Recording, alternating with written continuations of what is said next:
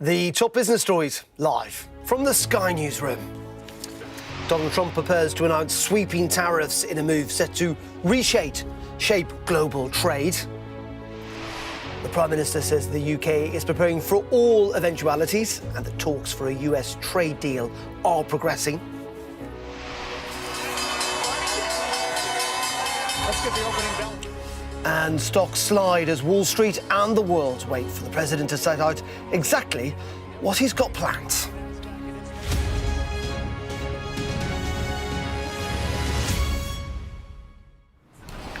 Very good afternoon and welcome to Business Live on this Wednesday. Pretty momentous day. We're just hours away now from the so-called Make America Wealthy Again event at the White House, where Donald Trump is expected to set out sweeping tariffs in a move that could upend billions of dollars in trade and turn back decades of globalization. It's been described as an act of economic warfare, but the president says today is America's Liberation Day. Detail of exactly what's in store remains pretty unclear, but all eyes will be on the Rose Garden at the White House for the event at 9 o'clock tonight. Well, in a moment, we'll hear from our economics editor, Ed Conway. We'll also be getting the view from Ireland with Sky's Stephen Murphy. But first, let's go to Washington, where David Blevins is there for us. And David, we wait, and the whole of the United States is waiting too. That's right, Darren. I think we have to wait about another 4.5 hours before the President addresses an audience in the Rose Garden at the White House. The full Cabinet will be in attendance, so as usual, it has the fanfare, the pomp and circumstance that we've come to expect around these kind of announcements by the President of the United States. He's been using the jargon, of course, for a long time, describing tariffs as his favourite word, talking about how this policy is designed to take back the soul of America, even describing this as Liberation Day over and over again. But we don't yet know exactly the detail behind all of those emotive words, apart from the fact that he says it will be reciprocal tariffs. In other words, if a country taxes the United States will tax that country going forward. And of course, many people will say this isn't really about business at all. It's about the personality, because Donald Trump isn't a diplomat. He is a businessman, and he likes to be seen to drive a hard bargain. And we'll find out at about 9 o'clock UK time this evening exactly how hard that bargain is going to be. David, thank you for that. Let's bring in Ed Conway, our economics editor. Ed, we've talked, and I've spoken to a lot of guests in the last couple of days, that this is a genuinely momentous day. Is it, in your view? Are we overplaying this maybe a little? Well, possibly. It is, I guess, to some extent in Donald Trump's interest to make out that this is an enormous moment. But the US is the world's biggest economy, and if it's making big changes to its tariff, to its trade policy, then that matters. And let me just give you a little bit of context, Darren, because you're talking about, where does this stand in historical comparison? What this chart is showing you is the average US tariff rate going back to 1891. So we're looking deep through kind of history here. The bit that I've labelled there, that's Smoot-Hawley. Now, there was this act in the 1930s which basically raised a lot of tariffs. It's infamous amongst economists because they see this as contributing to the Great Depression. But then look at what happened next. So that tariff rate came down and down and down and down and down. And when you're talking about the current era of globalisation, that's a pretty good, proxy for thinking about this period we're in, or at least have been living in recent decades. Low tariffs, relatively free trade around the world, and the US being at the vanguard of that. Here's where we are now, and you can probably make out it did rise a wee bit under Donald Trump the last time around. But here's where we are now, based on the metals tariffs, based on the extra tariffs that we've had on China. Let's have a look at this line. So that brings it up. And it brings it up, actually, it may not look like a big increase, but you're talking there about the highest level that you've seen since perhaps the 1960s. So again, that's historic. But and this is the big issue right now, no one knows for sure what the president is actually going to announce here. No one really knows. It seems like some people in the White House don't know the full detail of it. But if it is as radical as some of the words we've had coming out of the White House, here's how that line might end up looking. Just look at that. So that's on the basis of extreme reciprocal tariffs. So you're taking it to almost an unprecedented high. And when we talk about reciprocal tariffs, again, we're going to get detail later on. But here's one way of looking at it. Basically, the idea and the pitch is the US is going to start imposing tariffs on other countries at the kind of more or less the same rate that they are charging tariffs on the US. And if you're just looking at tariff rates and how they differ between places like India, Germany, the UK, Vietnam, and the US, here's how things look. And actually, the UK is lower than the US. However, if you decide that you're also adding on things like value-added tax, just have a look at what happens to these lines. That just goes up. That bar goes up through the roof. And that is the big question, and that's hopefully what we're going to find out more about. But if we're talking about this, as you say, Darren, it's not hyperbolic to say that this is a really historic shift in global trade. OK, Ed, as always, thank you very much indeed. Let's bring in Stephen Murphy, who is in Ireland. And Stephen, Ireland is, in many ways, more exposed than most. There'll be a lot of nervousness in Dublin and indeed where you are in Cork this afternoon. Ireland's almost uniquely exposed within the EU. It runs a big surplus in goods with the US, and the US is very, very aware of that fact, and that contributes to the nervousness of the Irish government. I suppose if you had to pick out one sector, it would be pharmaceutical products.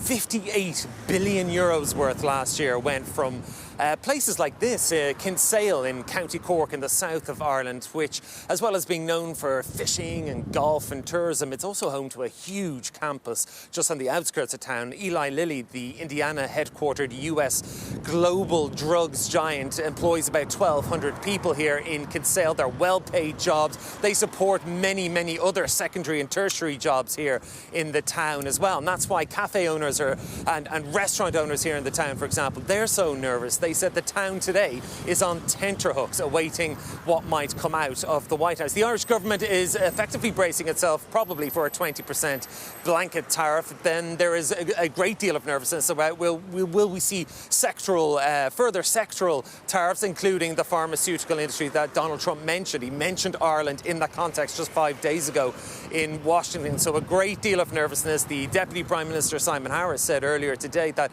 if a 20% tariff was put in place by the Trump administration, if it stayed in place for 5 years, that 58 billion euro export trade to the US could be cut in half. Those companies employ about 50,000 people here directly, many tens of thousands more indirectly. You can see the knock-on effects both to the exchequer here in Ireland and to employment in Ireland could be horrific. Now, people here, though, keen to point out a lot of these companies, Eli Lilly has been here in Kinsale since 1978. They're deeply embedded. They're heavily invested here. Nobody is ringing the panic alarm just yet, but there's little doubt that this is a huge challenge to the Irish economy, open and globalised. This is going to be a massive day for Ireland.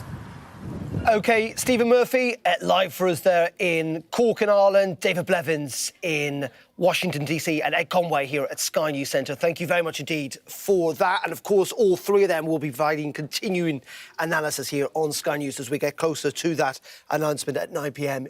UK time. Well, the US president has, frankly, already shown he's willing to follow through on his threats, slapping a 25% tariff on all steel and aluminium imports to the US, and that's impacted us here in the UK, products worth hundreds of millions of pounds. Our business and economics correspondent Paul Kelso has been to Barrett Steel in Dudley to hear how they've been affected. Barrett Steel is the biggest stockist and supplier of steel in the UK. They sit between steel mills and customers in the construction and manufacturing industry. This is one of 28 sites across the country. It's just outside Birmingham. They specialise in cutting steel tubes. That laser cutting machine cost £1.2 million of investment. The concern here is less about what happens if Donald Trump imposes extra tariffs on steel. They're worried more about reciprocal tariffs. So that creates a trade war, and Britain doesn't get involved in imposed tariffs ourselves. That could leave the UK vulnerable to dumping of cheap steel. That could undermine the business here. So the boss tells me he wants the government not to be afraid to get involved. The UK becomes an easy target for a flood of steel coming from all over the world, and we need to protect our market. At that point then I'd like to see a comprehensive review of where the steel is coming from and reciprocal tariffs if we need to. So we should hit back to protect the domestic industry? Well, it sounds like most of the world is going to do that.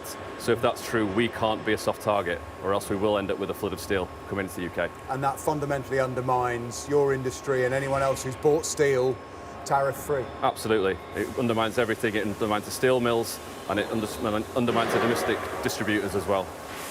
And that's huge for the British economy, right? Construction and manufacturing is fundamental. Yeah, absolutely. It weakens confidence considerably. So they'll be watching very closely what Donald Trump has to say this evening here, not least because Barrett Steel buy and sell 2,000 tonnes of steel a day. That leaves them hugely exposed to fluctuations in the global steel market. They know demand in the UK for the product is already soft because of concerns about the economy. If they're then undermined by cheap steel when they've already paid for steel stock at higher prices, that is a perfect storm. So they will want to see government standing firm, standing up for British businesses. I think that was Paul Kelso a little earlier. Well, delighted to say that Ross Mole from AJ Bell is with us, has been with us all day on this momentous day. And what is extraordinary to me, whether it is in Dublin or Brussels or London or Beijing, or indeed even in Washington, D.C., everyone's just waiting and really not really knowing very much either. No, we don't know how much, on what, on whom, for how long, and all of these questions will hopefully be answered at 9 o'clock or at the UK time around that this evening. But even then, Treasury Secretary Bessent in America is saying we're going in to escalate with a plan to de-escalate and strike a deal and back off. So that how long and for how much issue may not even be clear after 9 o'clock tonight. It is your sense, though, then, that actually, because, you know, we've been talking about whether these stay in place for 5 years or not, but in the end, this is the maximum position and you expect the US to roll back from this over time. I think that's the sense that Treasury Secretary Bessent is giving, but the Republican Party is quite a difficult beast and there are 3 or 4 different schools of thought. Some want these to run for a long time so that it can generate income, so they can cut income taxes. Trump himself is saying, actually, we want this to be a long-term deal, so we bring jobs and production back to America, and we buy fewer foreign goods and cut the trade deficit.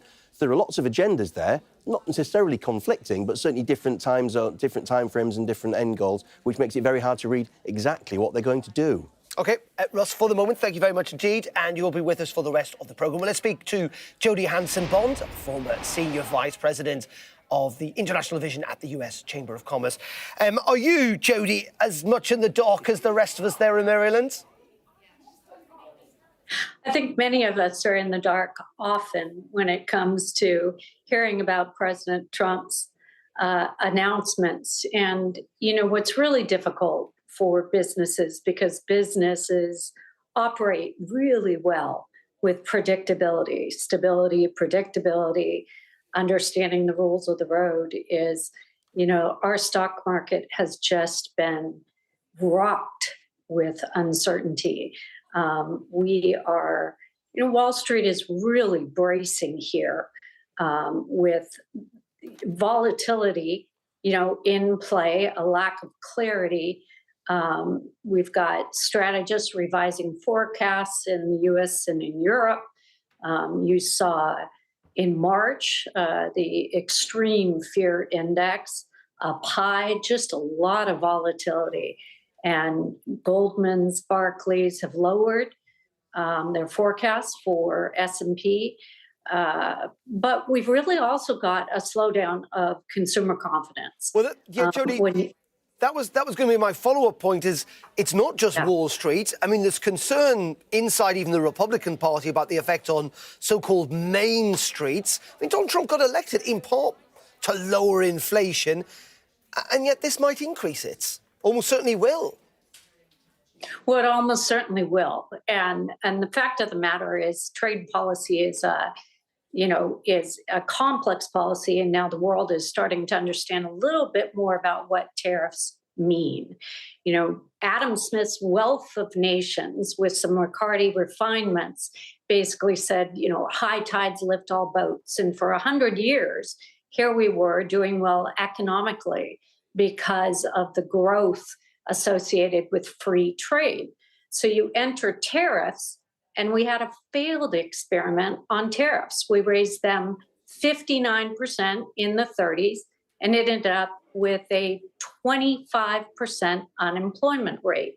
So tariffs are a confusing protectionist tool, and the business community is very confused as to why engage upon this strategy of complete economic disruption. Isn't there 2 points, though, to that, Jody, that people around President Trump would make, which is, i.e., one, yes, there'll be short-term disturbance, but there is a long-term gain around returning genuine manufacturing to the United States.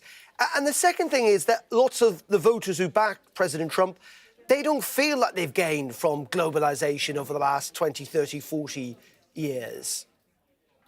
They don't feel that they've gained from globalization, and so they want to pin it on a country. But the name of the country that's responsible is innovation.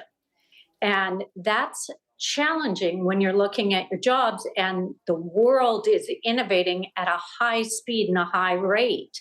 But the underpinnings of the economy were global markets. When you look inward, and businesses know this, and Wall Street knows this, but the general public may not. And here's why. Because the president is saying these tariffs are against a country. You get to name the boogeyman, right?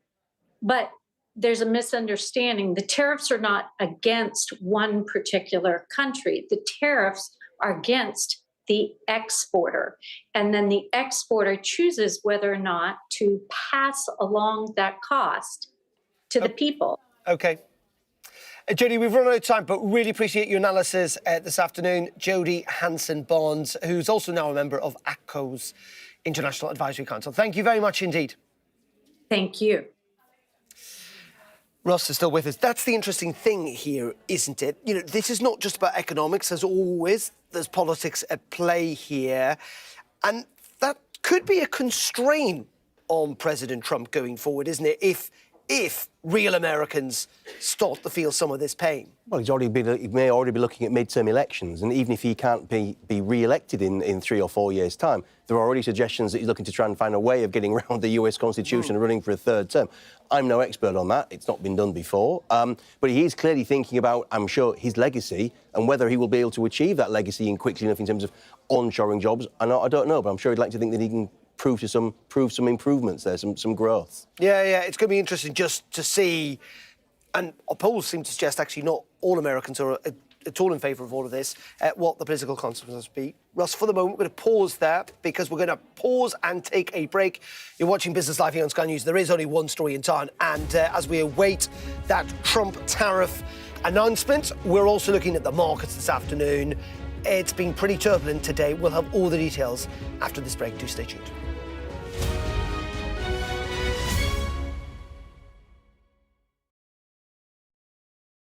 You are on Sky News. Welcome to the BAFTAs. I'm Katie Spencer, Sky's arts and entertainment correspondent. And from the BAFTAs to the Brit Awards, the Oscars to the Olivier's, our entertainment team is here interviewing some of the biggest stars in the world. It just made more sense that 90% of our cast were formerly incarcerated men. I'm used to playing characters that are a little bit able. We're having a children's laureate off. This is great. For the price of one. Are you feeling well? I remember covering the Oscars and that now infamous moment, the Will Smith slap. Nobody could quite believe that it happened. There's this illusion of power. I feel like I should say namaste, Brad Pitt. Your Namaste. character, Brad Pitt, is now a prolific producer behind the scenes. It's not a mystery to me. We always were capable of doing this. Oh, they're wonderful children as an audience. Who did that? Sky News. Hello. Maverick, here on the red carpet. I'm so excited, Tom Cruise. This is the story of the night. It's the little independent film that could. These actors playing the lead roles were born long after the Sex Pistols broke up. Are you pleased that you did say yes to the job? I've never regretted it. Well, some of the answers we get can be rather unexpected. We aren't afraid to ask the trickier questions others might shy away from. You okay, guys? You're not getting cold out there?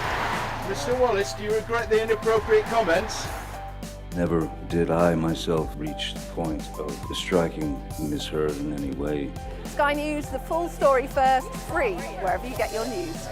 Opening night of the UK leg of Taylor Swift's £1 billion grossing tour. I love you ain't that the worst thing you ever heard. Such is the spending power of Swifties that her 15 UK shows are projected to boost the economy, thank you very much, by almost £1 billion. You slay Taylor, we love you, Taylor!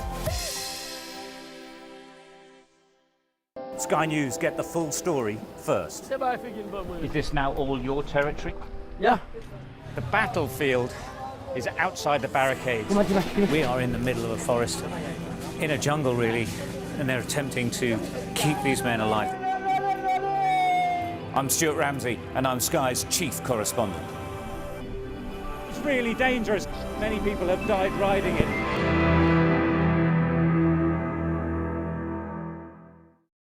We are under Israeli military restrictions in terms of some of the things that we can film, but it's important to be in there. What a slow drive for the president as he approaches his golf club. 4 more years! Free wherever you get your news. I'm Mark Stone and I'm Sky's correspondent based here in Washington, D.C.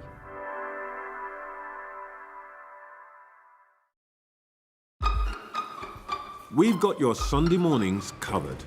From the front page and the sounds of the streets to the voices of the people who make the major calls and big picture politics beyond Westminster. We'll put you at the heart of our story. I'm ready. Are you? Join me, Trevor Phillips, Sunday mornings on Sky News. This is the game changer seat. Look, it even comes with binoculars.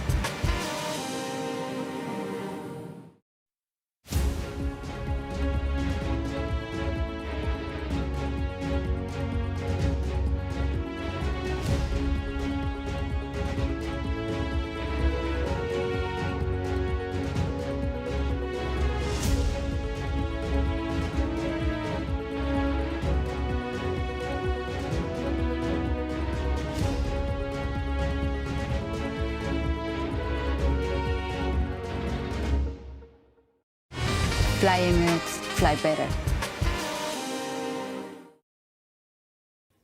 Welcome back to Business Live here on Sky News. Let's have a look at those markets in a bit more detail. Delighted to say we're joined by Preston Caldwell, US economist at the Morning Star. Very good afternoon to you, Preston. And things opened down pretty sharply, didn't they, this afternoon on Wall Street?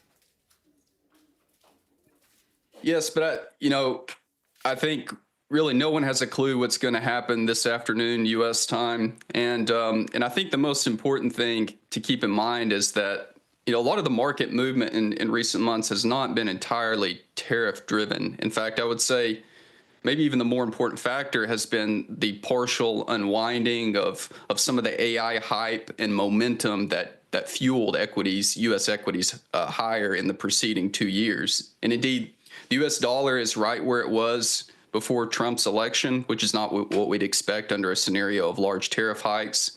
And even concretely, look at General Motors. It's sold off, but not to the degree that you might expect if that 25% auto tariff was going to remain in place for, a multi-year period. So I still think markets are quite complacent about tariff risk, which could be right. It could be a replay of what we saw by and large in the first Trump administration, but it also suggests that there's more downside.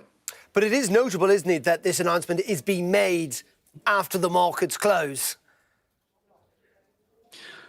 Well, that's not really going to help them much, but clearly they're maybe giving themselves some leeway to kind of test the waters a little bit and recalibrate tomorrow morning, perhaps. I don't know. But essentially the bottom line is, I suppose, that President Trump has talked in the past, hasn't he, about how the stock market is a gauge for success. You're right. You've rightly picked up that it's been up and down. It's been much more of a roller coaster than necessarily just going in one direction. But how does that feed into his sense of what success is? Or as I think they were suggesting yesterday, it's just not as important as it seemingly once was? I think it's hard to say. I mean, look, if we go back Trump's been talking about tariffs and the trade deficit since the 1980s. So insofar as he has any deeply held views surrounding economic policy, this is one of them, his belief that, trade wars are good and they can be won. So, yes, he does care about the stock market, but, I do think we have to take seriously the scenario that, other members of the administration were holding him back the first time around, and this time around he has yes men around him, and it's turning out differently. But if the stock market sells off 20%, then he could be singing a different tune. Who knows? Indeed. Preston, thank you for your time live in Chicago there. Thank you. Russ, just one final thought, and that's about Tesla. Yes. Bad results for them today, but it sounds like Elon Musk might be stepping back from his government job. Mr Musk himself has said, I've pretty much done my job at the Department of Government Efficiency. $1 trillion in spending cuts is the figure that he's quoted. So maybe it's an amicable parting between Mr Musk and Mr Trump. I know a lot of people have expected two strong-willed people to eventually fall out. Sales are down, though, aren't they? Tesla, there'll be a lot of Tesla shareholders. If he does go back to his day job, they'll be absolutely thrilled because those deliveries are down. It's been losing market share to BYD of China, and the share price is down by half from its high last Christmas. OK. Ross Mould, it's been a pleasure having you in the studio today on what is an incredibly important day for the world economy. Thank you very much indeed. Well, that is it for me on Business Live tomorrow. We will, of course, have full reaction from 11:30 tomorrow morning. Up next, it is the News Hour with Mark Austin, looking ahead to that big announcement at 9 p.m. tonight. I'll see you tomorrow. Goodbye.